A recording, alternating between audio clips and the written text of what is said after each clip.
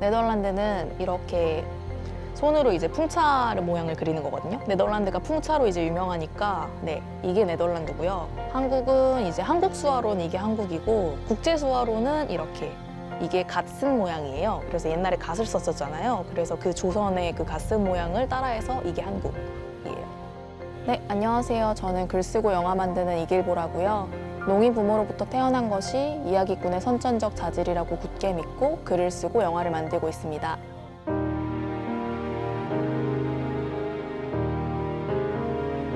저한테는 항상 영화뿐만 아니라 이렇게 세상을 어떻게 바라봐야 된다라는 것들을 엄마 아빠로부터 많이 배운 것 같아요. 저희 엄마 아빠가 농인인데 수어를 사용하는 농인인데 그래서 저는 어렸을 때부터 제 모어가 저는 이제 수어로 옹알이를 하고 임성어는 대신 수어로 옹알이를 하면서 세상을 만났거든요.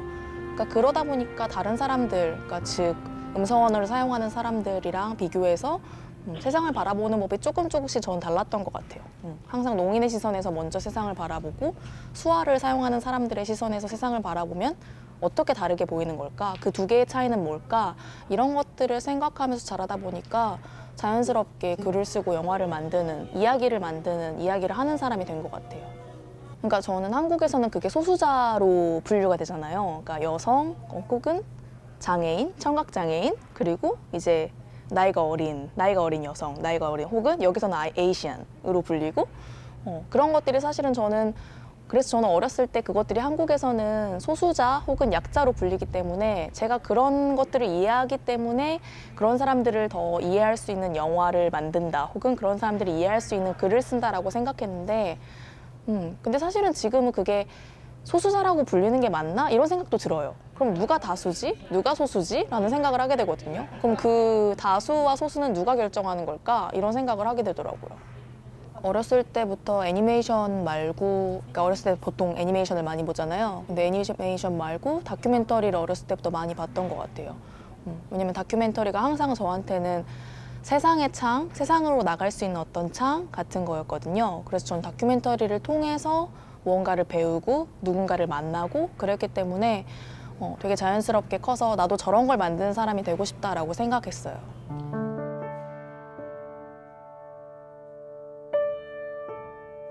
그러니까 그렇게 라벨을 붙이는 일을 별로 안 하는 것 같아요. 그러니까 왜냐면 예를 들어 그러니까 구분짓기 혹은 너는 내 편, 쟤는 내 편이 아니다. 그러니까 쟤는 남편. 뭐 이런 식으로 구분짓기를 덜 한다고 저는 생각해요.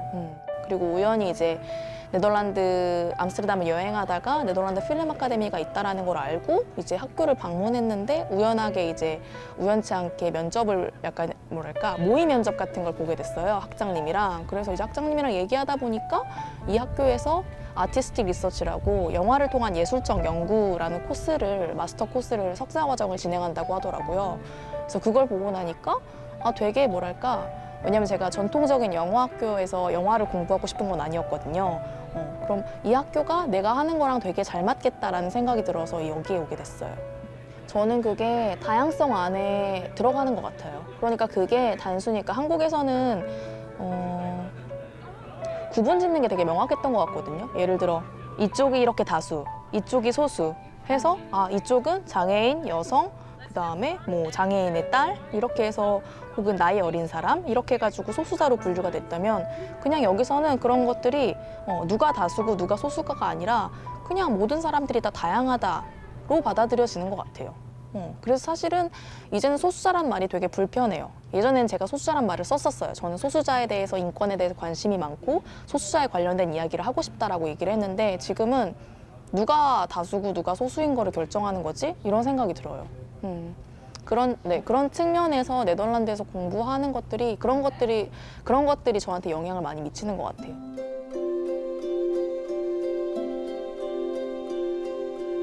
반짝이는 박수 소리는 이제 손으로 말하고 사랑하고 슬퍼하는 사람들에 관한 영화고요. 저희 엄마 아빠와 그리고 그 아래서 자란 남매, 저와 제 동생의 이야기를 담은 자전적 사적 다큐멘터리, 그러니까 에세이 영화, 에세이 필름이라고 할 수 있고요. 한 5년 동안 제작해왔던 영화 기억의 전쟁이라는 작업을 최근에 작년에 부산국제영화제에서 처음 공개를 했고 이후에 심사위원 특별 언급상을 받았어요. 그래서 기억의 전쟁은 그 베트남 전쟁 당시에 한국군에 의한 민간인 학살에 대한 서로 다른 기억을 다루고 있는 영화고요. 네, 이 영화 안에서 이제 여성, 장애인의 시선으로, 그러니까 사회적 소수자, 약자의 시선으로 전쟁을 바라본다는 건 어떤 의미일까? 혹은 우리는 지금 그 기억을, 그 전쟁을 어떤 방식으로 기억하고 있는가에 대해서 질문을 던지는 영화입니다. 저는 앞으로 공적 언어를 가지지 못했던 사람들의 이야기를 계속 하고 싶은데요. 저한테는 그게 로드스쿨러였고, 그 다음에 저희 엄마 아빠 농인이었고, 그 다음으로는 이제 베트남전 당시에 이제 피해를 입었던 혹은 생존을 했던 그 사람들이었고, 여성이었고, 저희 할머니였고, 할아버지였고, 그리고 동시에 제 자신이기도 한 것 같아요. 저는 앞으로 그런 사람들의 이야기를 계속 하고 싶어요.